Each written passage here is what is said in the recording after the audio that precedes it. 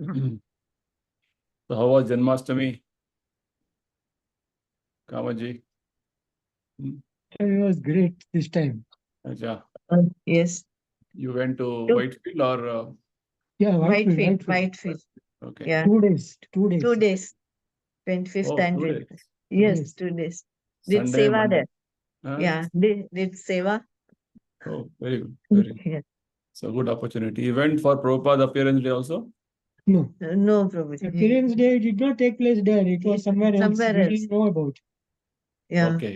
You could, Yeah. We didn't know where it was. It was at a different location. oh, really? Yeah.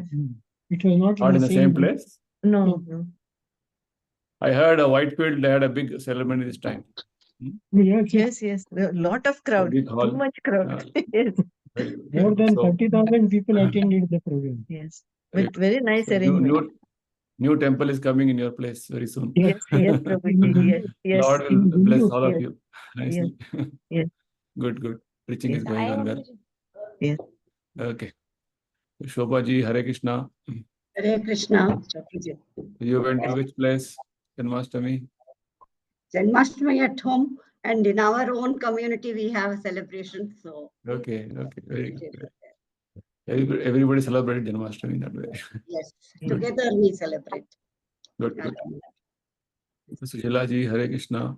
Hare Krishna, Prabhuji. Here for Janmashtami, apart from the main ISKCON temple, there is a Durga temple also nearby, where Okay. the Janmashtami was specially celebrated, and there was a Julan Utsav Oh, very nice. time, so we could pull the cradle of the baby. In Durga temple? Baby Krishna.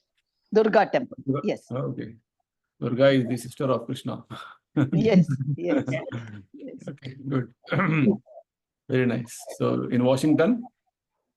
Yes, yeah, it's not Washington, it's Virginia. Virginia, yes. You have been to West Virginia, where there is a yes, in one of the earlier trips, yes, Prabhuji, we had been there. Good, To good. that very nice community. It is called New Vrindavan by Prabhupada. Yes. So, Correct. one of the first farm projects Prabhupada started in the West. Yes. And see, in America, when Prabhupada started first in New York, then he moved to San Francisco. San Francisco was again on the very near to the ocean. So he called that place as New Jagannath Puri. So like that, Prabhupada was telling how you have York City in England, New York in America. Yes.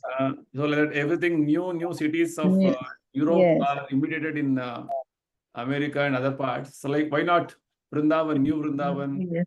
New Dwarka, like Los Angeles is called New Dwarka, New Jagannath Puri. Like that, Prabhupada wanted to have that whole tradition of Vedic culture being shifted there. Very good. So we have Yudhisthira Krishna Prabhu, Hare Krishna, welcome. Hare Krishna, Hare Krishna. Mataji, welcome. So Janardhan ji, Hare Krishna. Hare Krishna, Prabhuji. So you went to Janmashtami, your Yes, temple. sir. We had it right through the day and night also, Prabhu, up to 2 Oh. o'clock. Oh, very good. And we had that celebration of Prabhupada's anniversary also. Okay, very good. So Very good. it's all one after the other on Monday. Yeah, Janmashtami is mostly, it is quite hectic. Yes. Oh, very good. Yeah, very Hare good. Krishna, So it's Prabhuji. a once in a year experience for all of us to stay awake until midnight and then some Yes, go Prabhu. sleep at 2 o'clock, 3 o'clock. Okay, good. Hare Krishna, Prabhu. Hare Krishna. Samya Mataji, Hare Krishna. Samya Mataji, Hare Krishna. Okay. Richa ji, Hare Krishna. हरे कृष्णा प्रभु जी। हरे कृष्णा। अब गए थे जन्माष्टमी? नहीं, जन्माष्टमी तो हम घर पे ही थे। Next day हम लोग वृंदावन गए थे। ओके, हाँ, बस आए थे आप, हम मिल नहीं पाए आपसे। ओके, चलिए। हरे कृष्णा कमलेश जी। हरे कृष्णा प्रभु, दंडवत प्रणाम। हरे कृष्णा, हरे Krishna. I was in Bangalore. Okay. But I was very far away. It was in Bannerghatta Road. So I joined there with some ISKCON temple coming up. Okay. I joined there and did They- Seva also, Pushpa Seva. Good, good. And Very good. now I'll be attending Vyas Puja here in Gurgaon. Gurgaon. Okay. This Sunday? Tomorrow. Okay. Yes, Tomorrow. Prabhu, tomorrow it's tomorrow. Very good. Very good. Bhumi, Hare Krishna. Bhumika ji, Hare Krishna. Hare Krishna, Prabhuji. Hare Hare Krishna. I We hope you have settled, Prabhuji. Settle ho Yes. gaye aap. Very अच्छे much. से. We had a nice festival in Amritsar last Sunday. It is called in North India Chati. 6th day of Janmashtami is called Chati. So we celebrated Janmashtami in Amritsar last Sunday. So I was there. Fine. Good. Vandana ji, Hare Krishna. Bhavana ji, Hare Krishna. Welcome. Krishna Prabhuji. Hare Krishna, Hare Krishna. Hare Krishna. Ji, Hare Krishna. Prabhuji Dandavat Pranam. Hare Krishna. Dandavat. Hare Krishna. Okay. Finally, we have Sushma ji, Hare Krishna. Welcome. Sushma ji, Hare Krishna. Hare Krishna Prabhuji. Hare Krishna. Chaliye. So let's begin with our session on Bhagavad Gita, chapter 9. Before let us have our prayers to Prabhupada and Lord Krishna.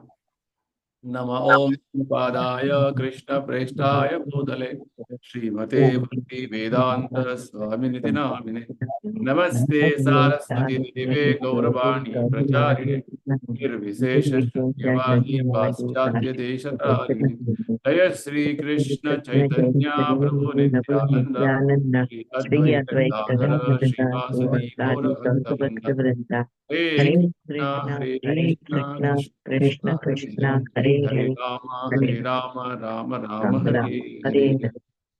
Shri Shri Radha Vrindavan Chandra ki jai, Shri Shri Nitai Gauranga ki jai, Srila Prabhupada ki jai. So I've started discussions on chapter 9. We have completed till verse number 10. Just to have a quick recap. This chapter begins with Krishna directly speaking. This is a chapter where Arjuna doesn't speak, right? In this chapter and 15th chapter, Arjuna is not speaking. Directly Krishna is speaking. Okay.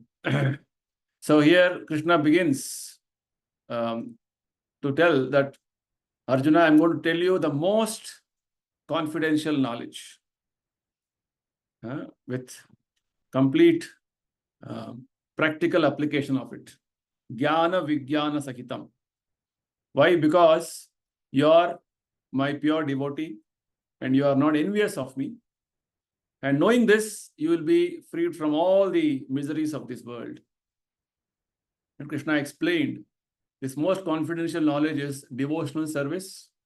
And it has many wonderful symptoms and qualifications, various features for that matter. It is the most confidential and the highest knowledge. It is pure, most pure, transcendental. Whatever we do, we can personally experience the results of this performance of devotional service, right? And it is the highest religion, easily performed. It is inexhaustible. And those who don't perform this will be again going on in the cycle of birth and death. Introduction. First 3 verses, introduction.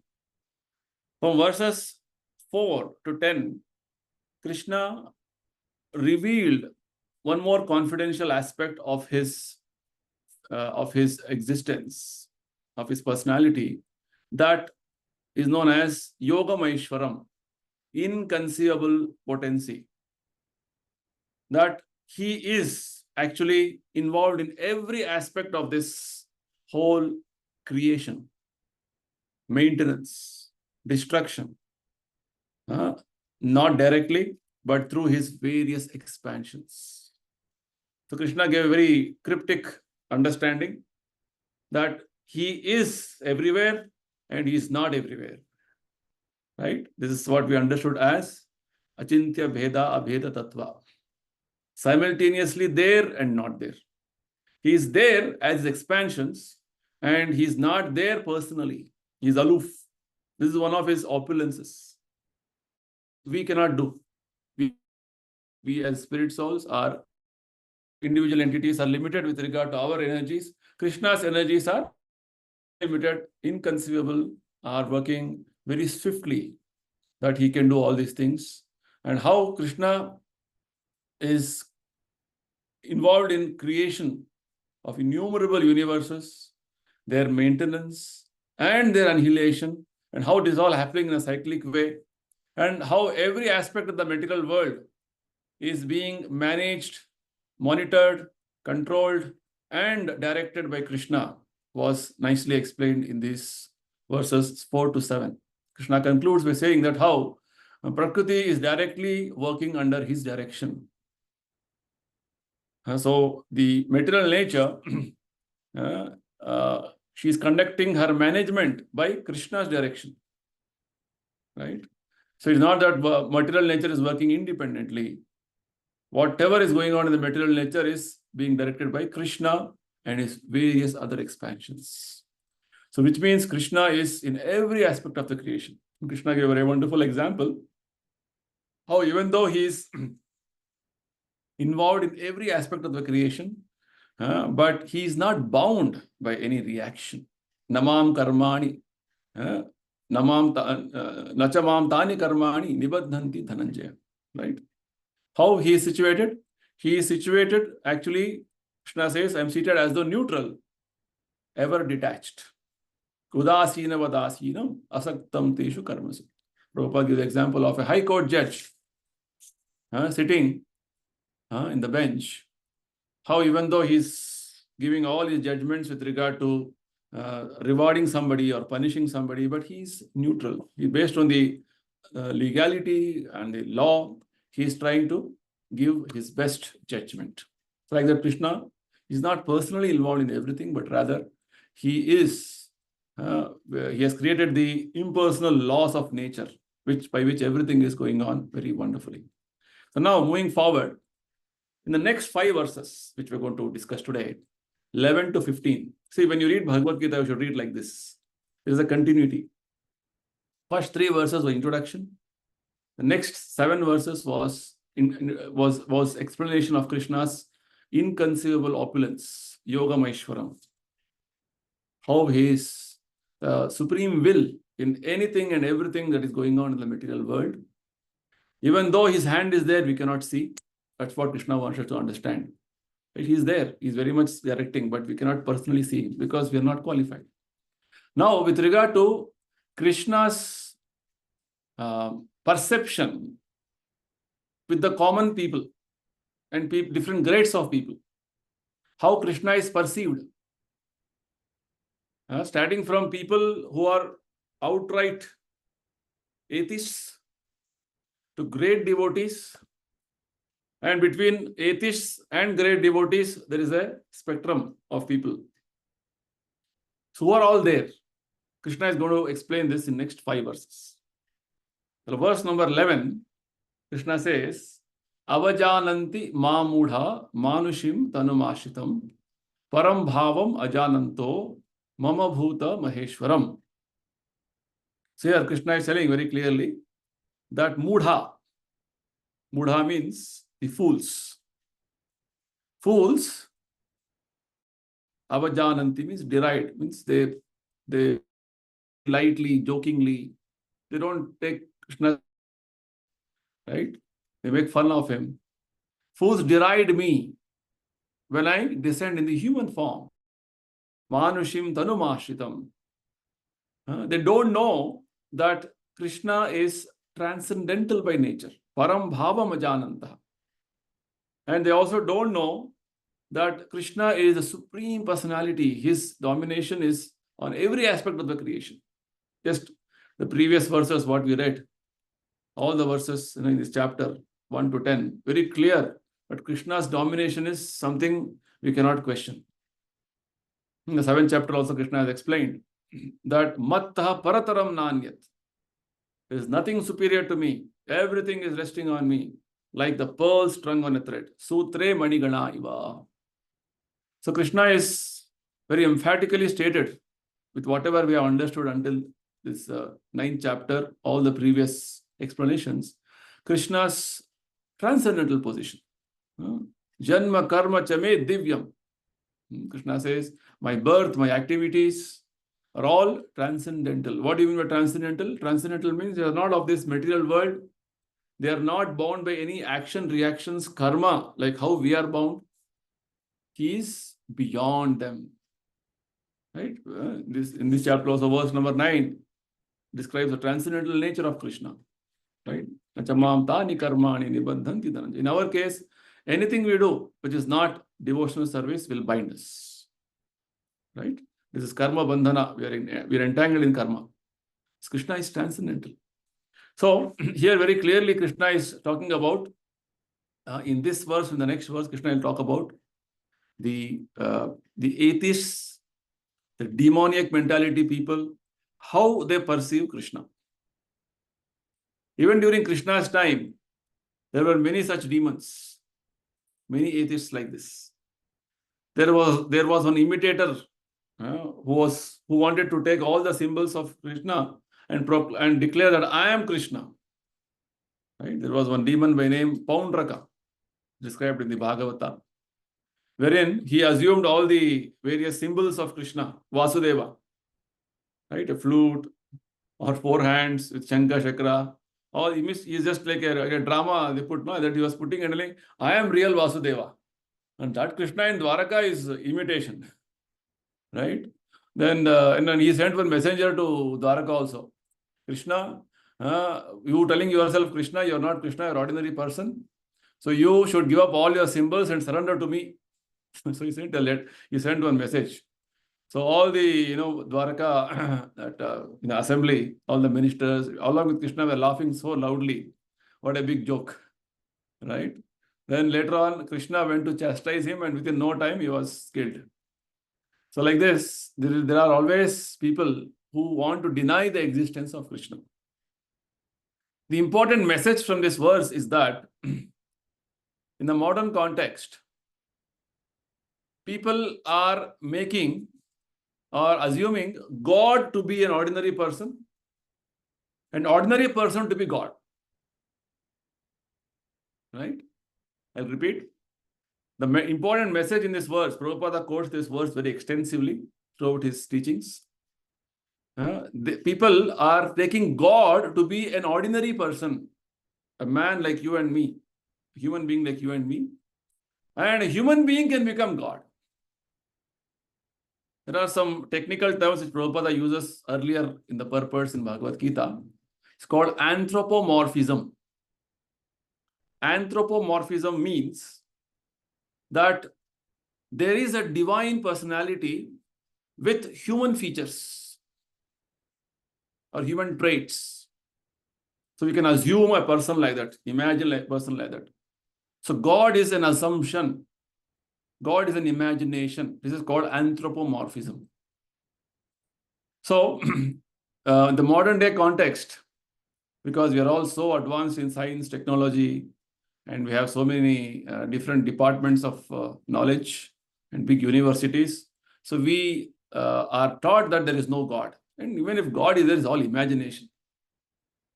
Right? And if God must be there, then he must be like us. Maybe, as Prabhupada says, Krishna was maybe he's a historical personality. In Vrindavan, maybe he's born, and Dwaraka he was there. History. So many people have come and gone. So like that, Krishna must be a historical personality, maybe a powerful person. Maybe he has some mystic powers. That's all. So basically, because people don't have the proper understanding of who is Krishna, what is Krishna's transcendental position, as Krishna says, Param Bhava Majanantaha. They don't know Krishna's transcendental nature. They are not aware of Krishna's supreme domination. They think Krishna to be like any ordinary person. So the Bhagavad Gita's presentation is to make it very clear to everybody that Krishna is not an ordinary person like you and me. He's a different personality. He may appear in a form like you and me, but he is not so. That is the message which this verse is giving us. So very clearly, very elaborately, Prabhupada explains about how this misunderstanding in the society is so much prevalent, even up to date, that people are being cheated by so-called gods. Right? Somebody will proclaim himself as God and want to create a big nuisance in society. During Bhakti Vinod Thakur, one of our acharyas, he was a magistrate, district magistrate in Jagannath Puri. Right? There was one imitation god. He was calling himself as Vishnu Bhagavan.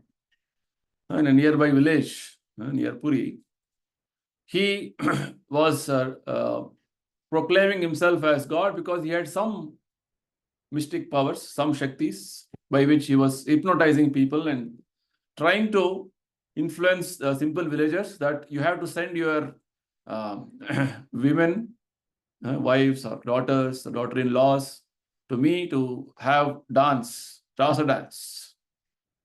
Right? So this news reached the British government. And British government appointed Bhakti Vinod Thakur, who was the then district magistrate of Puri, to handle the case. So Bhakti Vinod Thakur went to that village and he confronted this so-called god, Vishnu Bhagavan, right? And he challenged him. But this Vishnu Bhagavan wanted to somehow patch up and wanted to continue his business of God, right? So he had to tell me, Bhakti Vinod Thakur, don't worry, I'll make you a big person, bigger than what you are now. So that God who is sitting in Jagannath Puri is a wood, Daru Brahma. I am real Bhagavan. When this statement was made by this person, so-called God, immediately Bhakti Vinod Thakur became infuriated. He immediately said, arrest this person. He had taken constables with him. Arrest this person. So they arrested him and put him in jail. As soon as he was put in jail, the whole family of Bhakti Vinod Thakur, including Bhakti Vinod Thakur, went through severe, fever, high fever. And they were all sick for quite some time. So Bhakti Vinod Thakur's wife was telling, maybe we have offended one great person, so he is showing his effect on us. So Bhakti Vinod Thakur said, doesn't matter. Let's tolerate it. Now we have to stop this nonsense. And later on, when he was produced before the court, and finally the judgment was passed that he has to be put in cell imprisonment for lifetime and given severe punishment. At one point of time, Bhakti Vinod Thakur figured out that his mystic powers are in his jata, hair. Right? So he called a barber and told him, you cut his hair. So the barber was also afraid, if I cut, what will happen to me? Bhagavan will curse me.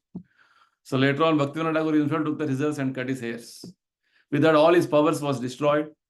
And later on, it was found that he poisoned himself in the prison and he died. So like this, there are so many imitation gods in the present context.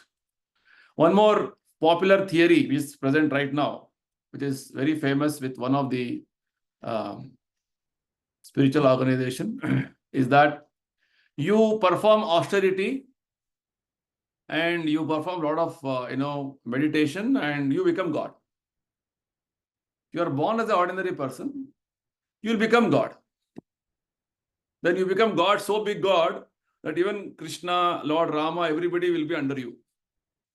This is one philosophy, which is being popularly propagated by one very famous so-called spiritual organization.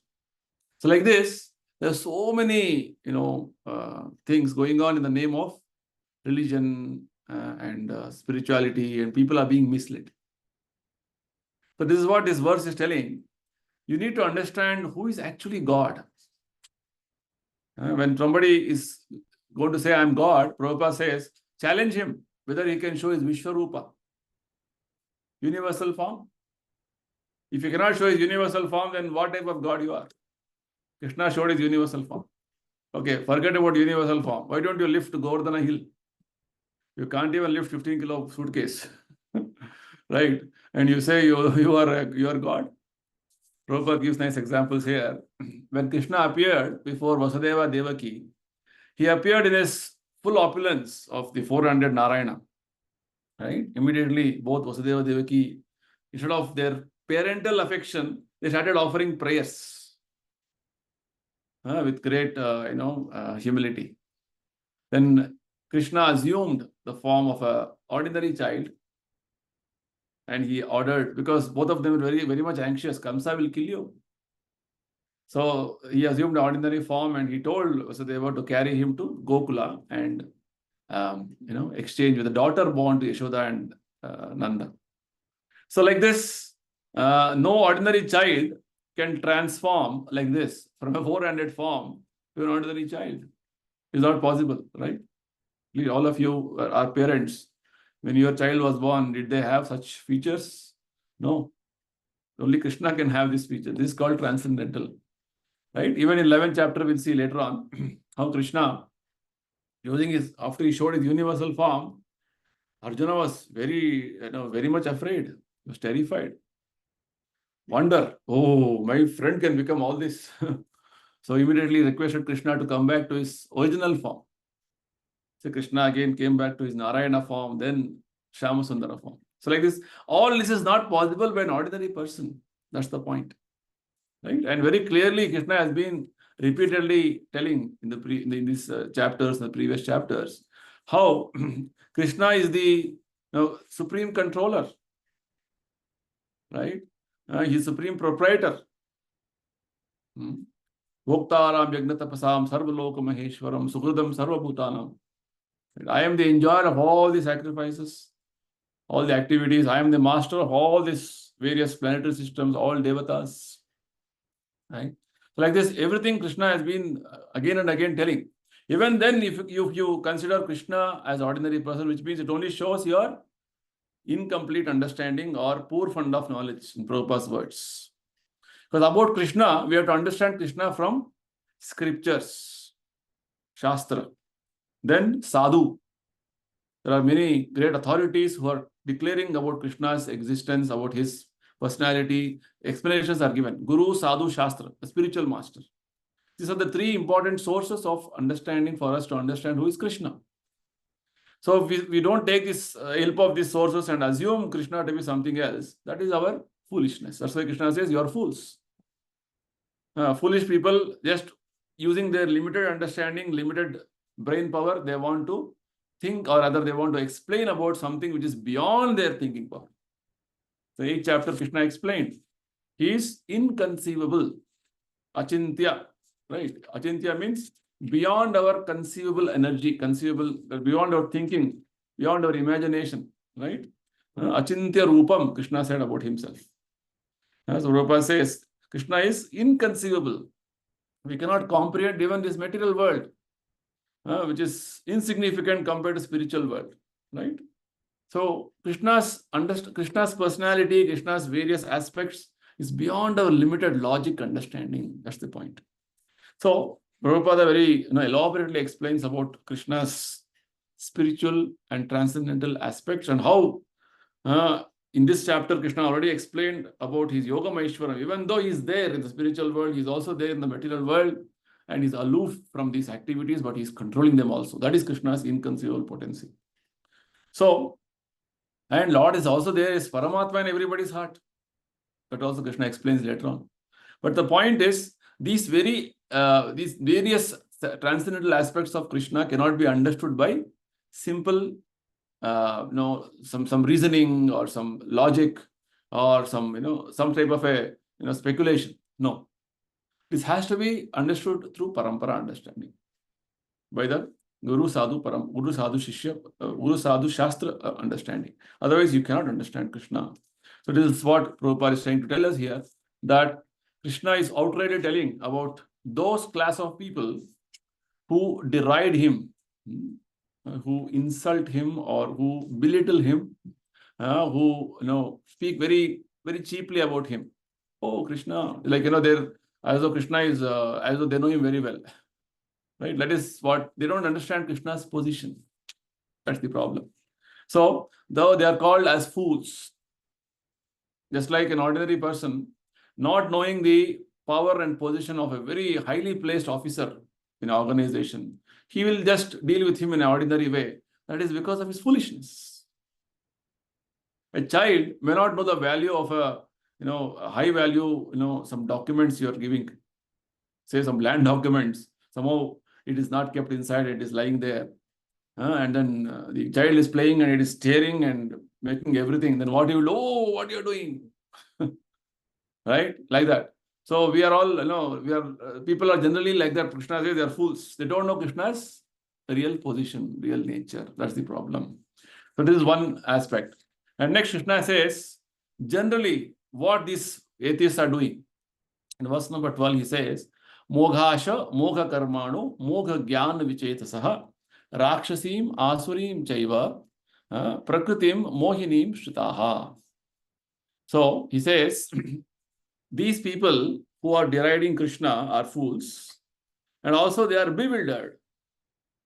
Mohinim Shritaha. They are bewildered. How they are bewildered?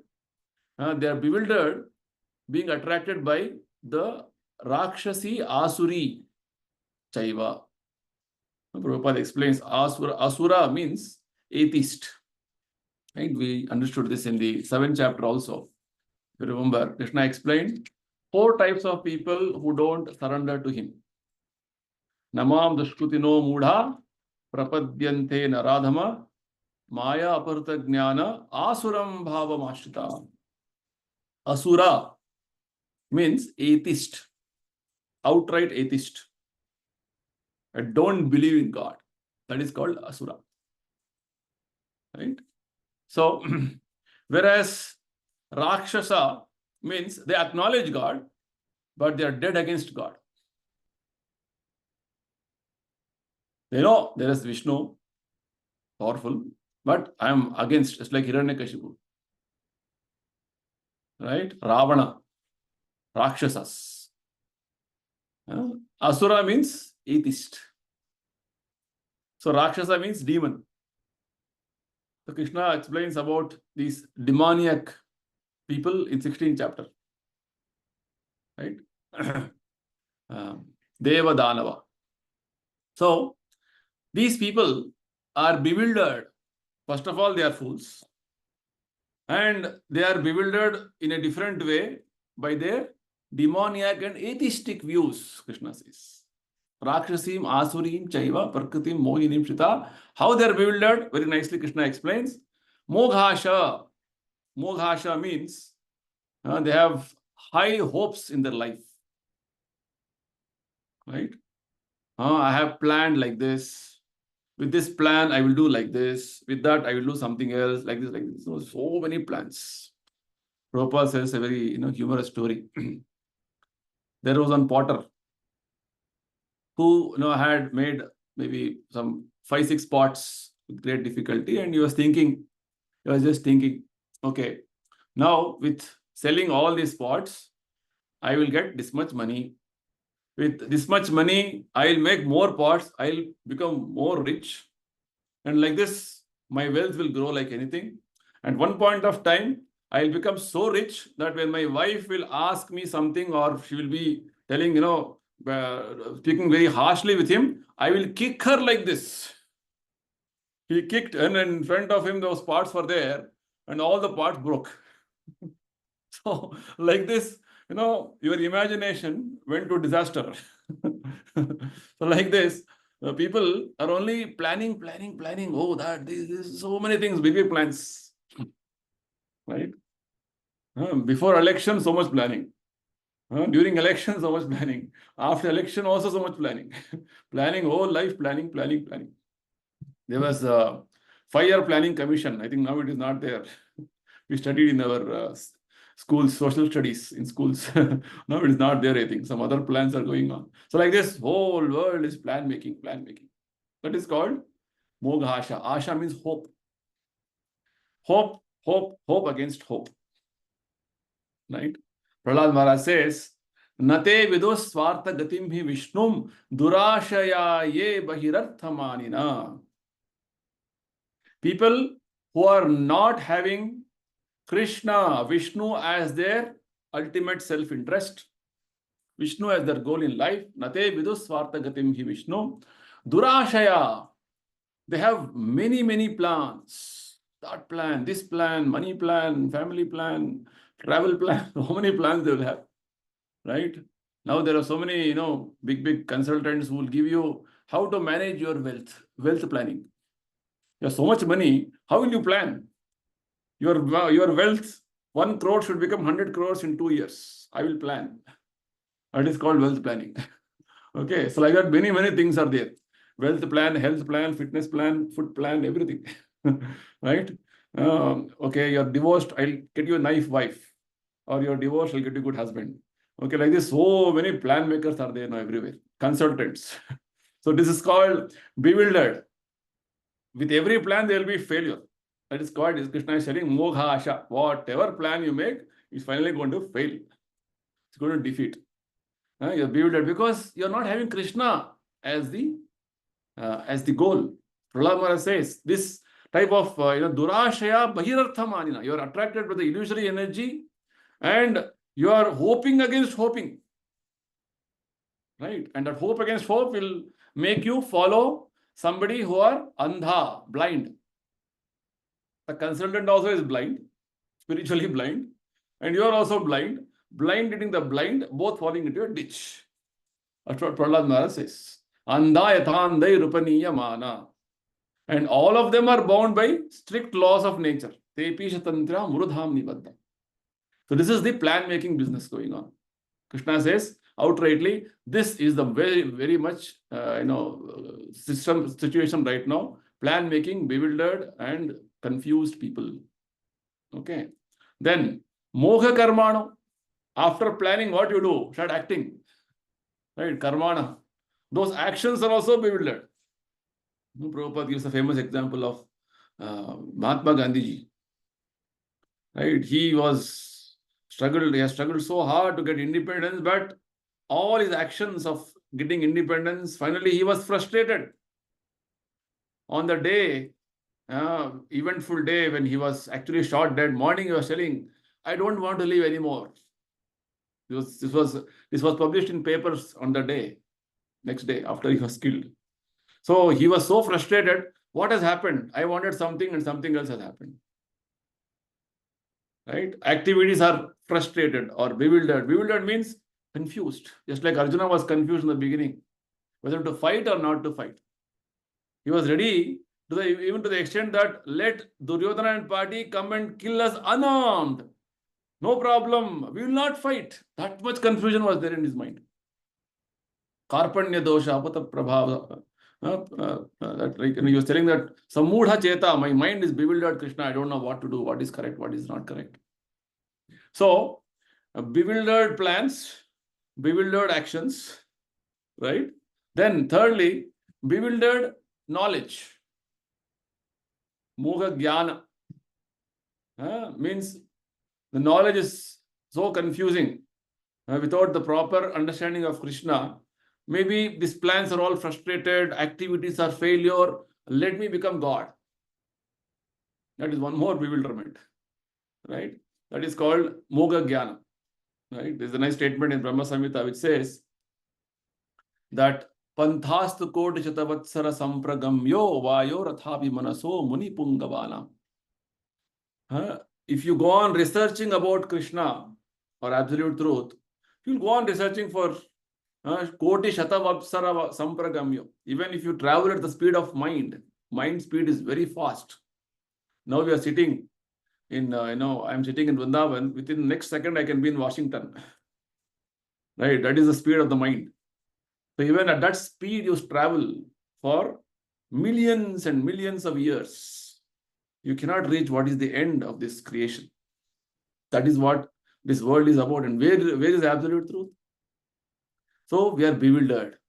We don't even know, Prabhupada, we don't even know about this earth which we are living. We're talking about planets beyond this earth.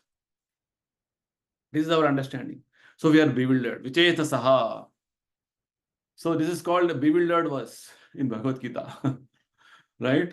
Verse of bewilderment. Your plans are bewildered, actions are bewildered, and your knowledge is bewildered, everything is bewildered, big bewilderment. Why? Because you have taken shelter of, or you are attracted to Rakshasi Asurim Chaiva. Your views are all demoniac and atheistic. No God, God is dead, or I am dead against God. I am enemy of God, or I will kill God. This is called demoniac. Kamsa wanted to kill God. Hiranyakashipu wanted to kill God. They are called Rakshasas, demons. And atheists, no God. God doesn't exist. I am God. So like this, views are all very much prevalent in present day society. That is the reason we are bewildered. This is a state of madness. Right? So this is what we have to cure. The state of madness we have to cure. Prabhupada went around the world to preach Krishna consciousness, to preach and cure people about this madness. Right? So Prabhupada very clearly says, only hope is somehow if devotees' mercy is there, they can get some understanding about, oh, this is not correct, this is correct. Right? What I am following is not correct. I am supposed to follow the real purpose of my life. Right? And here Prabhupada very nicely explains in the purport, in the Vedic culture especially, such demoniac and atheistic people were all, in one sense, you can say, they were totally abandoned. Even seeing them, by chance, somebody sees such people, atheists and demoniac people, and they were not allowed to participate in the rituals and other activities of the Vedic culture. By chance, somebody sees them, he should once jump in the water of Ganga and take bath. It is infectious. Because they are outright, they are offenders. There's a statement in the scriptures which says they are called Pashandis. Pashandi means atheists and demoniac people who outrightly are denying the existence of God. Because the existence of God is so much, it is evident, but people are denying. Right? They are, Bahishkar. They have been, completely driven out of the society, normal society. That's the point. So, this is what Krishna is telling us here. One class of people who are outright atheists and demonic mentality people who are deriding Krishna's existence because of their poor fund of knowledge, and they are themselves bewildered in their own way of, in their own plan making, in their actions, in their knowledge. Now, just take the example of Kamsa. How much bewildered he was in his plans. He used to say, he has sent demons from the very birth Krishna was born. Putana went, Trinavarta went, one after another, everybody went. Even then he was thinking, finally Krishna was brought to Mathura. There also he was thinking, I'll first kill him with one elephant, Kuvalaya Pida. Then these wrestlers, Chanura, Mushtika will kill him. Then if not, I will kill him. How much plans he had, right? And how many endeavors he made, karmana, all bewildered. And finally his knowledge was so much, confused. This is the example. Like this, every demon's life you study, all confused, bewildered. So let us not remain confused. Let us become clear by practicing Krishna consciousness. Right? Fine. Let's move forward. Now, Krishna will explain in verses 13 and 14 about the pure devotees. One extreme is completely atheistic, demoniac people. One more extreme is pure devotees. They are called as Mahatmas. So who are these Mahatmas? What are their qualifications? Krishna explains. Mahatmanastu mam partha daivim prakritim ashritaha bhajanti ananya manaso jnatva bhutadim avyayam.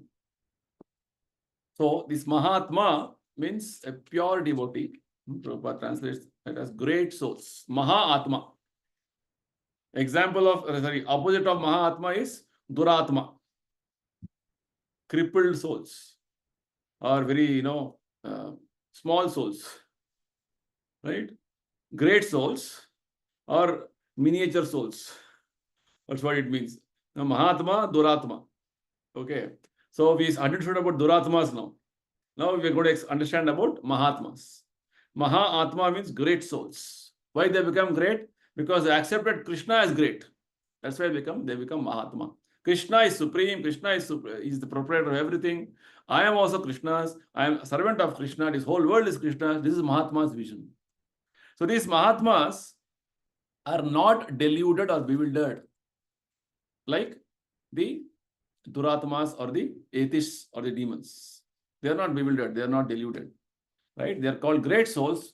Why? Because they are under the shelter of Krishna's internal energy. Daivim Prakritim. Very nicely Prabhupada explains. Krishna's spiritual nature is called Daivim Prakriti. Divine nature. Okay. Krishna's energy is all spiritual only. But specifically when the living entity is actually doesn't want to serve Krishna, that very energy will transform into material energy or Maya energy for that entity.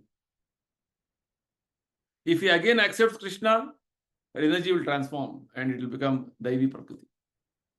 So the Mahatmas, the first sign Prabhupada says is that he is always already situated in the divine nature. Great souls, even though they appear to be in the material world like you and me, like Prabhupada was moving around, he was performing various activities of devotion amidst so many people, but his existence is not in the material domain. Just like Krishna also, when he comes, he may look like how ordinary people think, oh, he's like any normal person, a human being. Manushim Tanam Ashita. He is an ordinary human being. No. He is eternal person. So this requires a vision, proper vision. So Mahatmas, first thing is that pure devotees are transcendental. They are in the spiritual nature always, which means their consciousness is not affected by any of this material type of, like how we are affected with karma and all these things. They are not affected. They are always in a different domain. That's what we have to understand. Okay, so they are Daivim Prakriti Mashita. And what are their activities? Bhajanti Ananya Manasa. Very important. This word Krishna uses later on in the other chapters also, going forward in many occasions. Ananya Manasaha. Ananya Manasa, in the previous chapter also we understood, Krishna wanted our undeviated attention. Ananya means without deviation. Without deviating the mind, Krishna only they have kept their, they are doing bhajana of Krishna without deviation. Right? Bhajanti Ananya Manasa. Not that once in a while I do service to Krishna and every other time I am busy in some other thing. No. Mahatma means 24 hours, no other work other than Krishna's bhajana. Jnatva Bhutadim Avyayam. And then one more feature is that they know that Krishna is Bhutadi. Bhuta means living entities. He is the origin of all living entities and he is inexhaustible.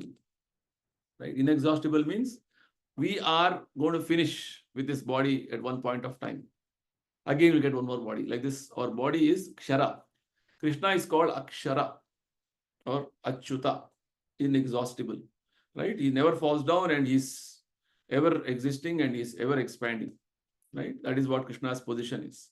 So, this is Krishna's position. Such a Mahatma is always keeping his attention on Krishna 24 hours.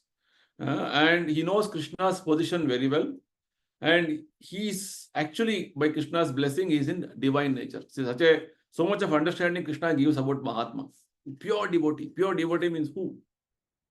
Right? Pure devotee, Krishna says in 7th chapter, if you remember. Generally, people are all under modes of nature. They're all completely under the waves of the different energies of Maya. And when they surrender to Krishna, it is not easy.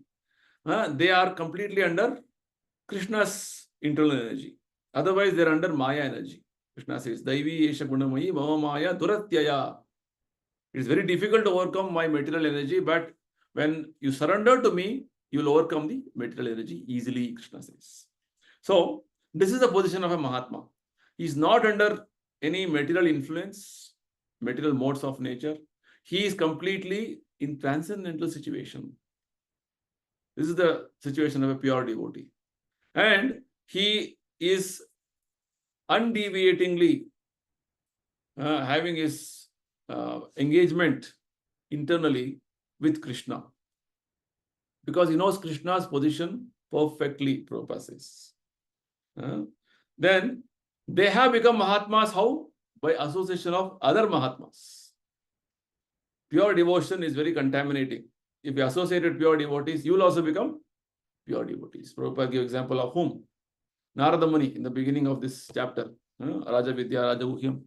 Narada Muni associated with Paramahamsas. He took the remnants of food from them, and he also became pure devotee next life. That is the power of pure devotee association, sadhu sangha, right? So these Mahatmas, one more feature is that they are only attracted to Krishna's form. Very important. Krishna is the Swayam Bhagavan or Adi Purusha, original personality. Govindam Adi Purusham Damaham Bhajami. Krishna expands first as Balaram. Balaram and Krishna, no difference, only color difference. Krishna is Shama Varna, Balaram is white. Then Balaram further expands as first Chaturvyuha in the Vaikuntha planets. Vasudeva, Sankarshana, Pradyumna, Aniruddha. From the Sankarshana of that Chaturvyuha, Narayana expands. From Narayana, one more Chaturvyuha, second Chaturvyuha expands. Chaturvyuha means Vasudeva, Sankarshana, Pradyumna, Aniruddha. And from the second Chaturvyuha, Sankarshana, there is Purusha Avatara. Mahavishnu comes. From Mahavishnu, Garbhodakashayi Vishnu comes. Garbhodakashayi Vishnu, like this expansion happens. Paramatma Vishnu comes. So, Krishna is the Adi Purusha. Right? So, the Mahatmas are fixed on Krishna. That's the point here, Prabhupada making very clearly. They only meditate upon Krishna and Krishna consciousness. No other forms of Krishna's expansions.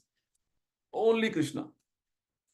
That's why Prabhupada termed or rather named our society as International Society for Krishna Consciousness. Krishna is that primal God. He is the Adi Purusha. So they are always engaged in unswavering service of the Lord in Krishna consciousness. These Mahatmas say his qualifications. Further qualifications are explained in the verse number 14. Satatam kirtayanto mam yatantasya dridhavrataha namasyantasya mam bhaktya nitya yukta upasate. So what is the further symptoms of these Mahatmas? One very important statement Prabhupada makes. Mahatma is not a title that people, elect one person or select one person and they rubber stamp him. Okay, tomorrow onwards you are called Mahatma. No, Mahatma is not made. Mahatma is blessed by Krishna when a person sincerely can take up devotional service and practice it. And Prabhupada says, everybody can become Mahatma. All of us can become Mahatma. Right? Because performance of devotional service, what did Krishna say in second verse of this chapter? Susukham. It is very easy to perform and very happily performed. Right? So, one need not undergo so much of austerities and penances to practice devotion. Prabhupada very nicely says, Mahatma the devotee who wants to take up devotional service can live in his life in any situation, any position. Like all of us are householders, right? In different situations. I'm retired, I'm working as a business person, I'm that, this, whatever, doesn't matter your background, where you are. You just take guidance from bona fide spiritual master, Prabhupada, and whatever position you are in, as a householder or whatever position you are in, you practice devotional service as given by Prabhupada directions. And thus you can also become Mahatma. So Mahatma is not a title that you get by voting or somebody giving you, an honor title. No, It is the practice of devotional service. How? Unswavering devotional service. It means undeviated devotional service. Mamchyo avhivicharini. Further Krishna says in later chapters.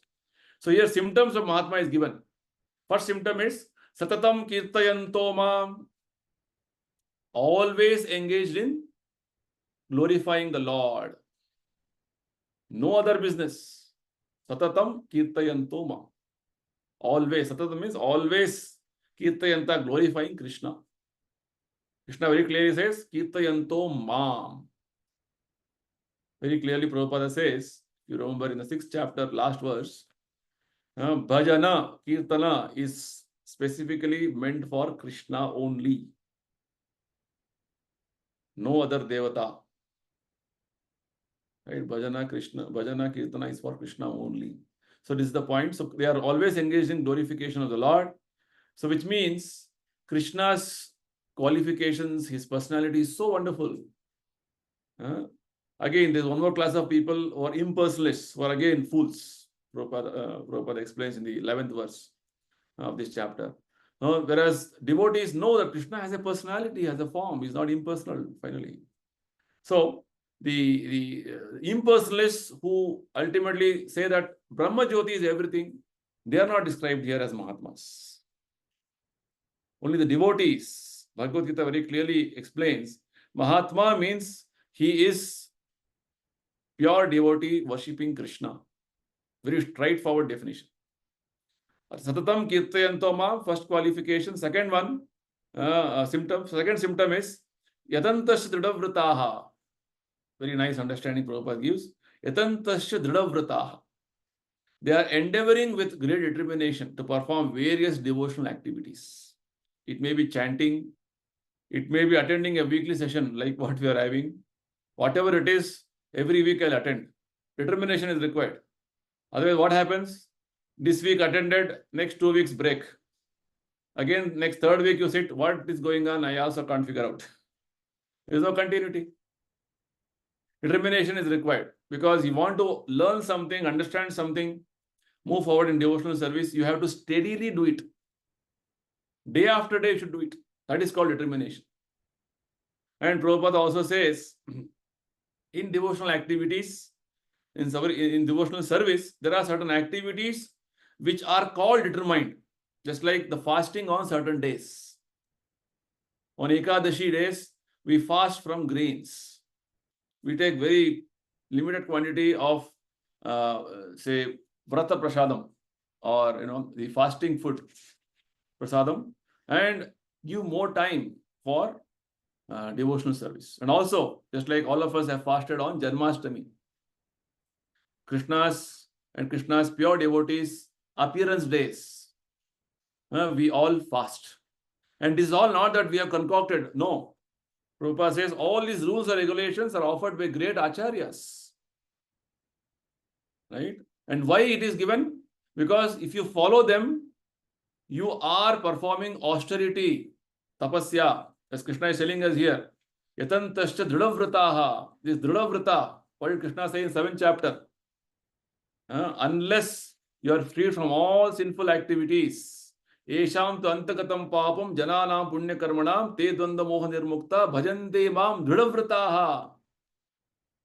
The same word Dridavrata Krishna uses in 7th chapter also, in verse 28.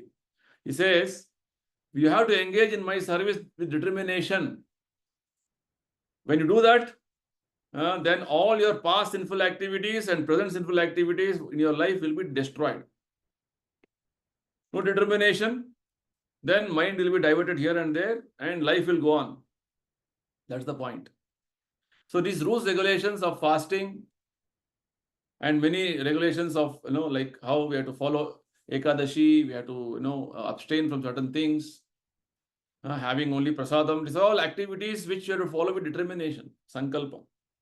This will help you to get admission, Prabhupada says, into association of Krishna in transcendental world. The Mahatmas strictly observe all these rules and regulations. Therefore, they are sure to achieve desired results. Right? If you follow exactly what doctor has told you, good doctor which you have faith, which you have been taking treatment, definitely there will be cure. So likewise, you follow the rules, regulations as given by acharyas. They know if you follow this, you will be getting success. Prabhupada has given us this sure success formula. Chant 16 rounds, follow 4 regulative principles, success is sure. Anybody can do this. That's what Prabhupada says. Anybody can follow this. So first symptom is they are always engaged in glorifying Krishna. Second symptom is with great determination, they follow all the rules, regulations. It may be chanting, it may be, simple aspect of performing some devotional service to Krishna every day, but regulated. Ekadashi especially, very important. Ekadashi following is very important. On Ekadashi, we should not eat grains. It's a regulation. Right? We are following, Ekadashi means we are following what all the acharyas have told us, what Krishna has told us. This is the reference here. Sometimes people say, where is Ekadashi reference in Bhagavad Gita? That is the reference. Because on Ekadashi, you are used to eat, suppose you're used to eat rice, dal, chapati, everything. That day you're not eating it. There's a determination required. Right? Why you are fasting? Because Krishna's pleasure. Prabhupada has told us to follow. Namasyantascha mam bhaktya. They are bowing down before him, Krishna, before Krishna always. Like this, nitya yukta upasate. They are always engaged, perpetually engaged in Krishna's service. This is a symptom of mantra. So verse 11 and 12 explained about outright atheist and demoniac people. Who are all, completely denying Krishna's authority, Krishna's existence. Or they say they concoct some things about Krishna. Krishna is impersonal, he becomes a person here. Some concocted philosophies. And there are pure devotees who are strictly following all the rules, regulations to move forward in their devotional path. Right? And in verse 15, Krishna gives a spectrum of people. Jnana yagyena chapyanye janto ma upasate ekatvena prathatvena bahuda vishvato mukham. So here Krishna already has explained about 4 types of people in 7th chapter who surrender to him. Chaturvidha bhajante mam jana sukritina arjuna arto jignasu artharti jnani cha paratashyapa. 4 types of pious people are there. Those who are artha, distressed, artha, who want money, wealth, and jignasu, inquisitive, and jnani, who are knowledgeable, wise people. So, and beyond these people, as Prabhupada says that below these people, other 3 classes are there. Spectrum increases. Who are they? First is called Ekatvena. Ekatvena means I and God are one. Monists, impersonalists, right? Impersonalists, they think that I am God. And they start, meditating upon themselves, right? So this is called Ekatvena. Then second class is Prithatvena. Worshippers of Devatas, which Krishna has explained in 7th chapter also. Krishna again explained about this in the next few verses. Prithatvena means various demigods, all are same, all are equal. There are multi demigods, all are same. Right? Like that, they say, any form is Krishna, any form is supreme. They think. Prithatvena. Right? Then one is monism, and second is worship of different demigods. Third is Vishvato Mukham, worship of universal form. Right? So because for them anything in this world is not appealing, something very huge, big. So there are worshippers of universal form, Vishvato Mukham. We'll see more about universal form in 11th chapter. So universal form is the biggest. That's what I'm going to worship, they think. So this universe also is one manifestation of Krishna's. Krishna's manifestation only it is. So there are 3 types of worshippers. There's a range, you can say. Now 4 we understood in 7th chapter, 3 more added now. 7 types. Right? And they are in the spectrum of one extreme is pure devotees. One more bottommost is non-devotees. And this very much spectrum is there. Just like electromagnetic spectrum, radiations, different frequencies are there, that is spectrum. Okay, so this is what Krishna is explaining here. These are the various types of people, and what all they will do, and how, what is the very confidential aspect of these various existences, Krishna explains in the next verses. Okay, so I'll conclude here, and we'll continue our next session. Anybody has anything to ask or take up any clarifications? Take a few questions.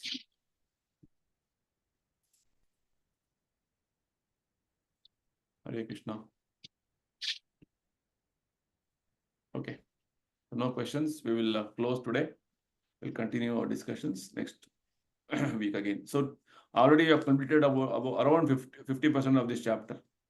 It's a very important chapter. Every verse of this chapter is, Prabhupada quotes extensively in his teachings. I request all of you to go through again and again every verse, purport. Whatever I have spoken is only from the purports, nothing more. Okay, I have just repeated the purports. I want you to read. You read, again and again and again. This is what Prabhupada has told. And Prabhupada will reveal us the knowledge. When somebody used to come to Prabhupada and say, Prabhupada, I didn't understand, read again. Again, read. Because when you read again, this knowledge is not like ordinary knowledge. This is transcendental knowledge, Divya Jnana. When you read Prabhupada's words, Vani, purports, Krishna's words, Krishna will reveal Divya Jnana Hriday Prakashito. Something which didn't strike you, or it didn't get revealed in the first reading, second reading it will get revealed. And repeatedly you read, you'll discover more and more new things, new concepts, which otherwise you didn't even, oh, this was there, I didn't understand this that time. Now I'm able to see this. This is how Bhagavad Gita is. You can read whole life. Every time you read, you'll get new realization. Okay. And more you read, you can start connecting the verses. There's a flow. Okay, very nice flow is there. Wonderful flow is there. You have to, get that essence. Because Krishna is talking to Arjuna with a particular intention and background. Okay, you get that spirit, then Bhagavad Gita reading will be very relishable. Will be very nice. You want to read again and again. Okay, so we'll close here. Srimad Bhagavad Gita ki jai. Srila Prabhupada ki jai. Hare Krishna. Hare Krishna Prabhuji. Hare Krishna Prabhuji. Hare Krishna Prabhu.